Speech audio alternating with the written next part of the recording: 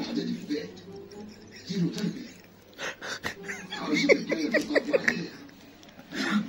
اقول له انا عايز عاوز تطلع عشان والله سخنتك عليا عشان ما يطلعش الريح من ميتة حد يقدر يسخن.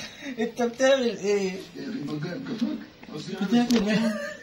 انت بتكش وتفش قدام. كل يا حبيبي كشري، بياكل كشري يا شيخ. ايوه عيل صغير عايز يسخن. فكرت بتلزق فيه تبص لا وفاتح رجله وحاطط الطبق ما بين رجله وبيتفرج على التلفزيون. زي ما سخنت. انت ما عرفتيش اطلع رحلة فجنون ليه؟ بس ده احنا مريض. رحلة اسمها سجنون اصلا. ايه؟ ولد يلا. انا حاسه ان هو مش عارف يصطاد يا فتحي. ليه مش عارف تصطاد؟ والله اتعود. هو اللي اتعود بقول لك في ايه واللي لا. لا لازم تتعود.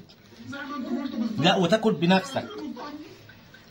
بقول لك اما تروح الرحلة. ايوه قانون الاستشعار بتاعتك دي تروح عامل كده. صح ال 100,000 جنيه اللي كنا سالفينها عشان الرحلة. سيبه كده يا فتحي شوفوا يلا شوف بقى انت هيقلدك.